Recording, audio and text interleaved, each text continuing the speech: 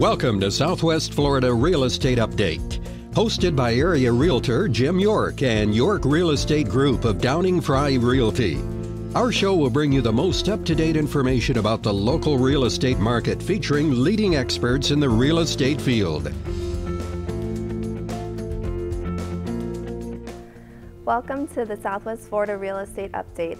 I'm Morgan York with the York Real Estate Group, and I'm joined today by our host Jim York and his guest Abe Skinner, the Collier County Property Appraiser. Well, thank you, Morgan, for the introduction. I'm here today with Abe Skinner. Mr. Skinner, just give us a little background about yourself and your role as County Appraiser. Well, I've been with the office almost 50 years. 50 years? I started when I was a small boy. That's older than I am. But half of that time was as property appraisers. And we've gone through, I've seen so many changes and so much upgrades in the office. It's just astounding what we've done since I first started in 1962. Wow. With a pencil. With a pencil. Yeah, and no computer. Well, how many properties were you appraising back then? Do you remember? No, less than maybe 200, maybe 150,000. 150,000. And we have a little around 300,000 now. 300,000 now. And are you an elected official? Elected for 4-year terms. In fact, this next year is time to run again. Time to run again. So it's 4 years, and that's good because we're accountable to the people. They're our bosses. I've had people come into the office and say, well, who is your boss? The county commission, the county manager? And I said, no, the people of Collier County. Right. They're my bosses. Are you going to announce on the show that you're running again next year? Well, I just did. You did, okay. So you are. It's just a little premature right now. Okay. I know everybody's, getting all geared up, but a little premature on this. How about, where are your offices located? I know you have several. That's on Radio Road, and you have the address there, I think, on that brochure, the number, but it's on Radio Road. We moved out there probably 3 or 4 years ago, and I hated to leave the proximity of the courthouse, but I am so glad we did. We're very pleased with our facilities out there, and when people come there, they're coming there for the property appraiser's information. Right. That was the old Elks Club building, and I told anybody that would listen when they were renovating that to leave the bar and let the county commissioners meet there, and they'd get more done. Right. And then you have one in Golden Gate and Orange Blossom too that people can go to. Those are satellites. Right. Well, let's get into today. How many properties are there in Collier County? I think you just mentioned that. Just almost 300,000. And how's that been growing over the past years? Oh, tremendous. This past year, a lot of new subdivisions coming online, and new developments coming online also. And it just, it really has surprised us how it has mushroomed. In how many, the Collier County is a big county, so what's the portion of houses or land development versus preserve or? We're the largest landmass county in the state of Florida, a little over 2,000 square miles. And there's about 70% of that property is exempt, government-owned schools and so forth, but federal government also owns a lot of it. So there's about 30 to 32% that is available for development, and a lot of that's already developed. Okay, and then I think before you were telling me, how many golf courses are in the county? Gosh, I meant to count them. But there's close to 100. Right. And it depends on the way you call a golf course. If you have 18 holes, and then another 9, would you count that as 2 golf courses or 1? So it's close to 100. Okay. Well, one of the important reasons we had you here today is that for our viewers, can you just explain how you come up with the values when you're doing appraisals for their property? I think that's, everybody I think has an interest in that? Well, some people have thought that we just get a figure out of the air. We don't do that. Right. We're mass appraising, and we're reflecting what's most indicative of the market. We're looking at sales. We don't create the market, the sales do. So we'll break the county up into neighborhoods and even in sub-neighborhoods below that, and look and see what's going on in each one of them, what kind of sales have occurred, and reflecting the information that we get from that. Then we develop that into a tax or assessment roll. Let me say this first. Sure. Your property appraiser does not tax your property. That's right. We appraise the property, and that's what you just asked me exactly there. We're appraising that property. We are obligated to put together an assessment roll, and that assessment roll is monitored and looked at by the Department of Revenue in Tallahassee every year. And upon their approval, they send those numbers back to me. I send the numbers to the various taxing authorities, school board, the county, fire districts, and so forth, and they see what it would take to run their portion of the government. They will set a millage rate. They set the millage rate, and on the numbers that I have given them, and then when they couple that with what I have, then it becomes an assessment roll, a tax roll. That tax roll is certified by me to the tax collector for collections. But the taxing authorities tax your property. Okay, and then let's just go back to the value. When somebody gets their tax bill and it has an assessed value of, let's just say $400,000, what does that include in that $400,000? I think I read, is it replacement cost, or how do you arrive at that? The market is one thing, replacement cost is another. We're looking at the land, the vacant land sales that may have occurred. Okay. Then the improved sales, and put the land with the building, couple that with that, and then we come up with an assessment on that piece of property. Like I pointed out before, we're mass appraising. That's right. And we're not, if something sells for $400,000, we don't put $400,000 on that as assessment. Another one down next to it, $300,000. That's, I've told you before, that's bookkeeping. Right. That's not appraising. Right. So we're going to look at what's most indicative of that market and reflect that. We are supposed to be at that 100% appraisal figure, and the Department of, like I told you before, the Department of Revenue will look at that. And I used to really get ticked off for them to have the authority to look at that and monitor what we do, but that's a good thing that happens. I think I told you that last time. You did, yes. That's a good thing that happens in the county, or any county, the state, that they're looking at it to see that we do what we're supposed to do. And each year they have the authority to either approve that or not approve it. In what I was reading in your little pamphlets, which people could pick them up at your office. Okay, is that you don't create value, right? No, we reflect. You reflect value. So maybe just explain that for the viewers, if you could. They don't understand it. Well, all of the sales that occur in the county, the documents and so forth, come to our office. We'll analyze each one of those sales, our staff will. Look at each one of those sales to be sure that that's what we call an arm's length sale.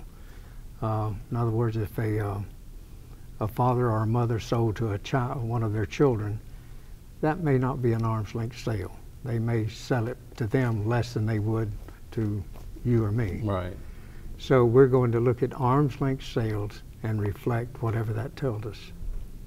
Okay, and then, each year everything changes from values, okay? So I think you have some numbers there maybe that you can reflect on your tax roll or appraise roll, what the changes have been over the last few years. Well, we'll go back to 2007. That was the high water mark of our appraisals. There was over $107 billion in our assessed value, just value. 107 billion. 107 billion. That dropped to a little over 70 billion during the bad times. Right. Now it's starting to come back. We've noticed in the last couple of years that 70 has gone to 74, 81, and this year, 2015. Right. This year, it looks like it's going to be over $91 billion. 91 billion. Yeah. Now that figure will change just a little bit between now and the final roll to the tax collector. So to explain to our viewers a little bit, we were 91, I think you just said, and we were at 107 billion back in 2007. We do have a lot more new construction now.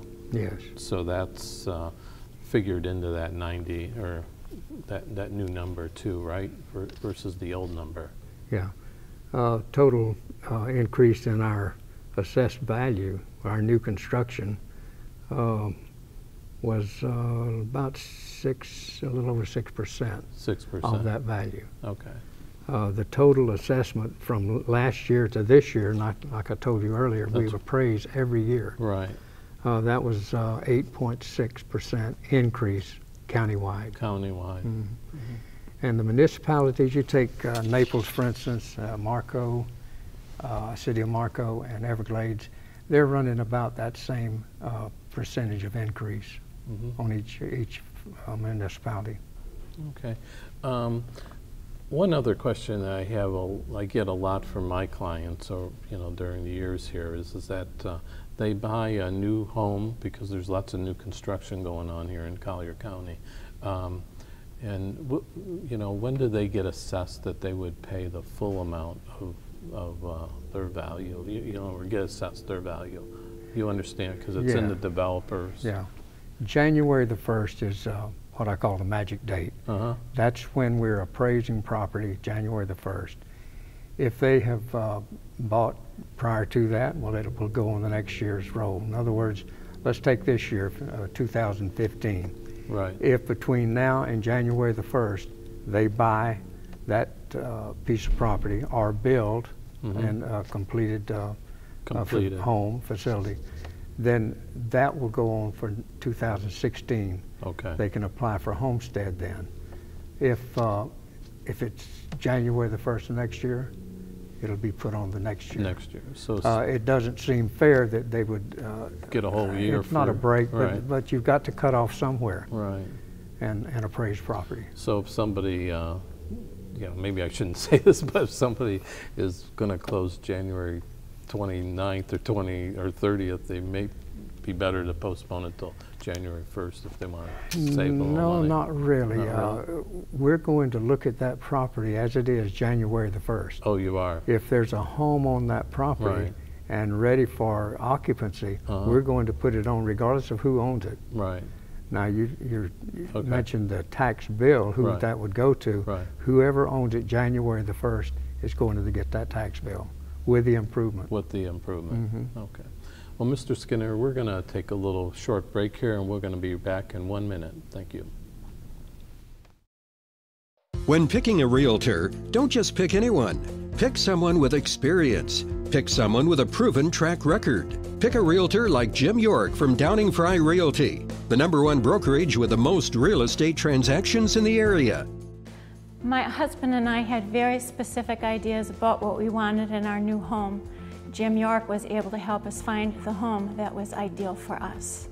With over 20 years of real estate experience in Southwest Florida, Jim York has negotiated over $200 million in sales contracts. Selecting the right realtor is a critical decision that can earn you thousands when selling or save you thousands when buying. Jim also helped us with a mortgage lender and a good real estate attorney. He went that extra mile, and his experience says it all. Call Jim York for a no-obligation meeting at 239-273-6727 or visit his website, www.naplesyorkrealestate.com. Welcome back. Mr. Skinner, let's just talk about, I think, big thing down here is homestead. So just maybe explain to our viewers who qualifies for homestead. Well, first of all, the homestead allows people who are legitimate year-round residents to I laugh. yeah, well, I'm yeah, sorry. legitimate homesteaded in this county, that allows them a $25,000 homestead exemption on their assessed value. Well, okay. The original one was 25. Right. Now it's 50,000 up to a certain amount. Right. So most people are getting the 50,000 homestead exemption. Mm-hmm. Anybody that makes this their legal residence as of January the 1st of the year that they're applying for homestead, right. Then they're eligible for that. We have a very good department that monitors those applications, and we have about 80,000 right now, and we'll get about 5,000 or 6,000 a year. Mm-hmm. But they monitor those, and if anything looks like, you know, if they're waiting for something to come from up north or their previous residents, or they have some kind of exemption in another state, then that's a little suspicious, and we'll look into that. If you have a homestead in, say, New York, right. Well, you're not allowed to have homestead in Florida and New York. You'll have to make a choice, and that choice should be where your legal residence is. Mm-hmm. We have a man that investigates certain things, when we also encourage the public to make us aware of something that's just not right. Right. If someone says they have homestead but they don't even live there, and we get some of that, and we get some very good input from the public. We encourage the public to let us know. I think some people, I've been to some seminars, and not that I don't want to get too technical on this, because you explained it real good, is that if your husband is, house is in the husband's name here and the wife in New York, they could be homesteaded in both places because it's separate. If they're independent mm-hmm. from one another, right. tax-wise, income tax and right. so forth, if they're independent, we'll look into the whole situation with that couple, and see what that would tell us. In being homestead, you increase the value of certain percents. You're limited to a certain percent each year, like 3%. Of 10%. 10%. Well, the 3% on the homestead, it's the 3% or the CPI, whichever is lower.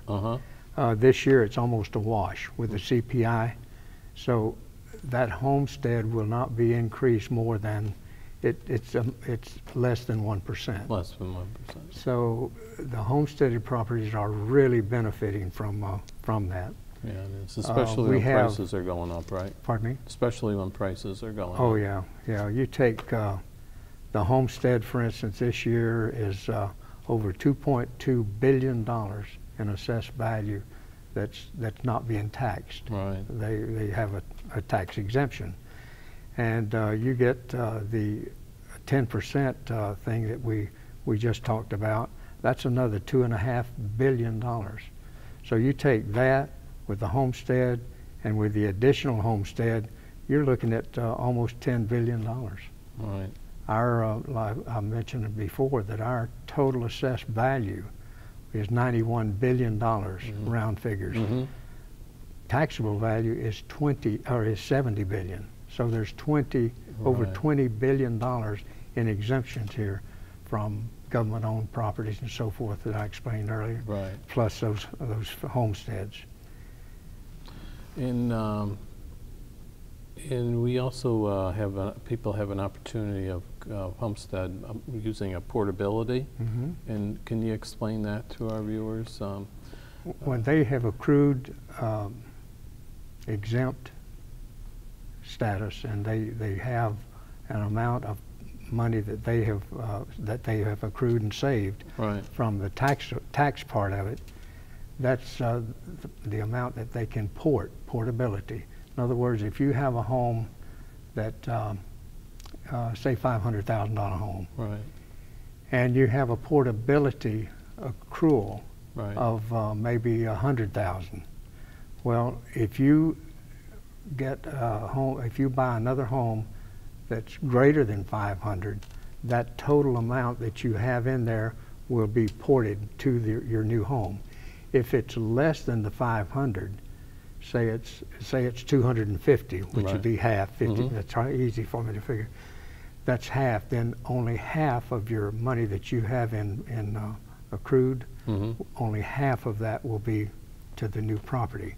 Another thing, you can sell your property and retain your portability for 2 years. After 2 years, then that goes away. You've got to go ahead and utilize that by buying a new home. And for people that want to do this, like I have a lot of clients that are moving up. You know, they have a condo now. They want to buy. They're buying a single-family home. Was there a form that they go down and fill out for this, or how's it work? Well, each sale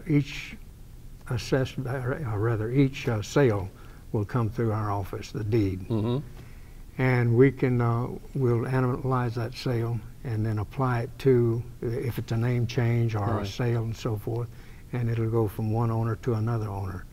So all of that is sent, those deeds, from the clerk's office. Have a good relationship with the clerk, and then we'll work those deeds and reflect what that tells us as far as ownership is concerned. Okay.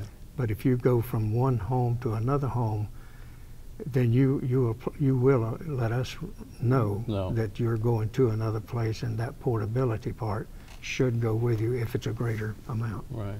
And then, you know, the last thing here I'd like to talk about is your website, which I think is something that is easy to use. Even people that aren't good on the computer I think can figure it out. Hey, I can use it. Right. So maybe you could just, without showing it on our monitor here, maybe you could just explain what features that are on the website that people can go to. Let me say that I'm so proud of that website. Anybody that would want to talk to me, I'll tell them that. We've gone to great lengths to make it as simple as we can, so that anyone can work that. And it's like I've told you before, I can work it. That's how simple it is.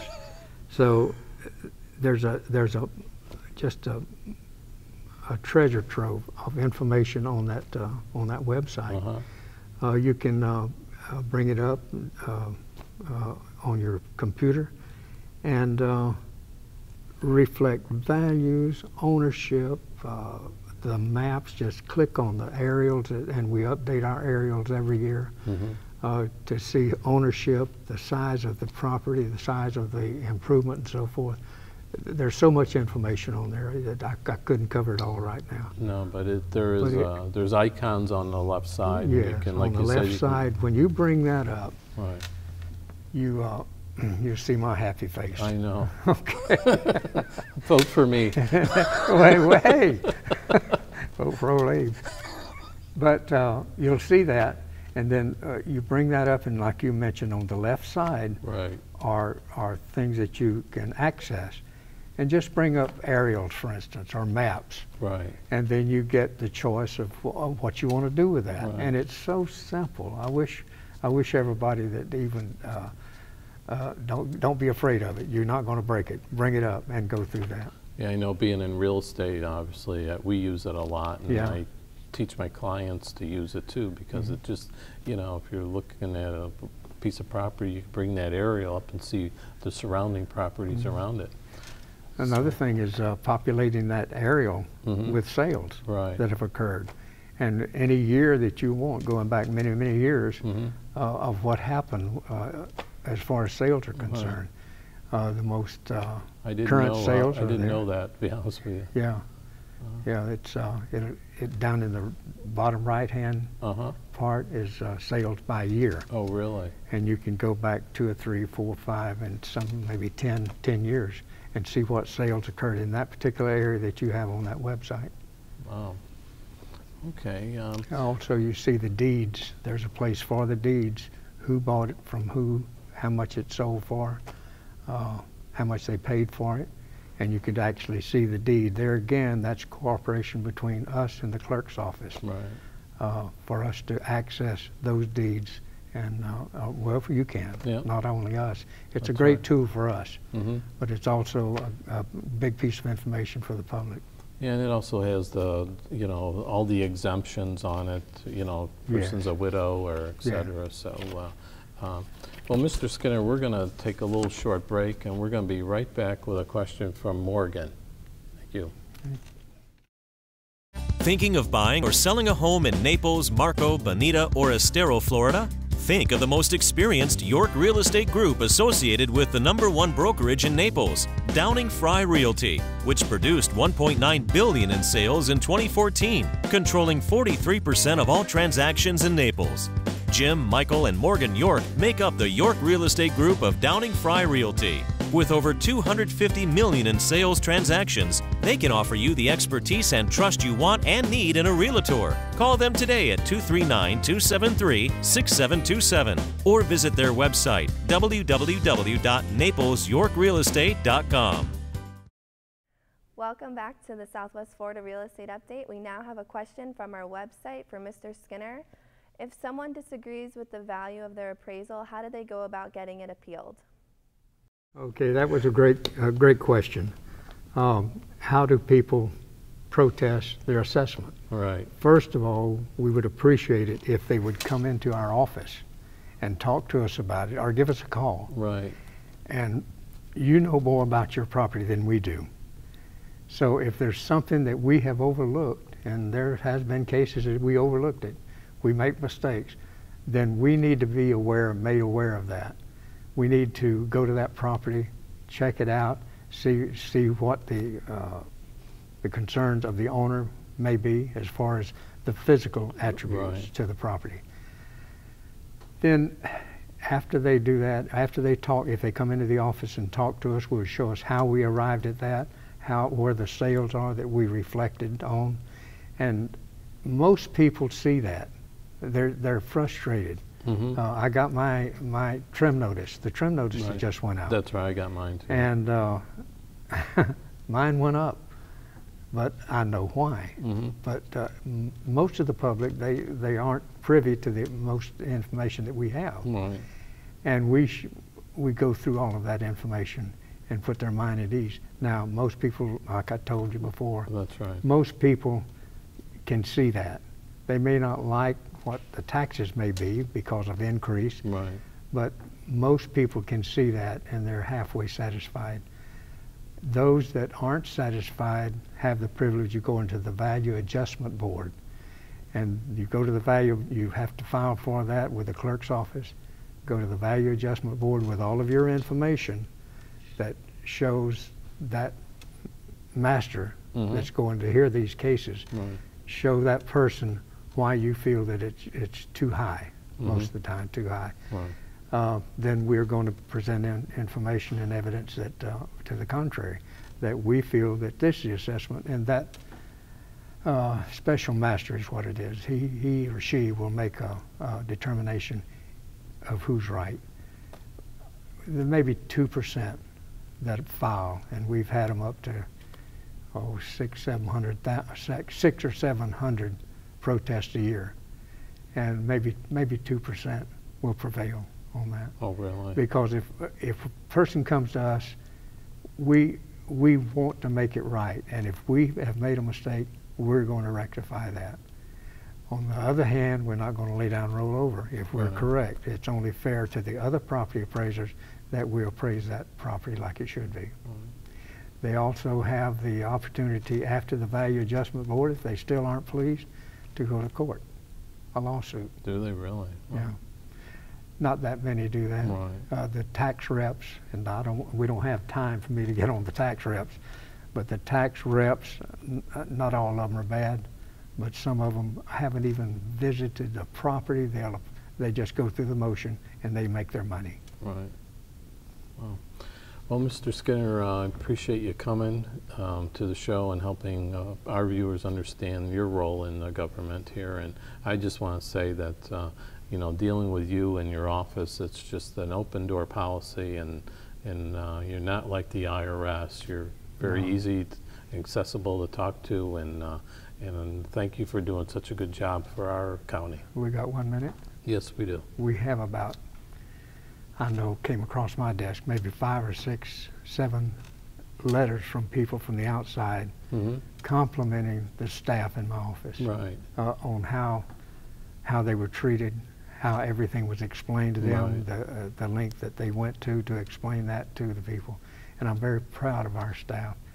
I always try to instill in them, you work for me, I'm the boss, but we work for those people out there, the taxpayers. And they take that to heart. And that's true. I mean, that's true. I'm not just saying it, but it's true. Every time I go down there, they're just so nice and make you feel at ease. So, well, thank you again for coming on the show. Thank you. Okay, thank you.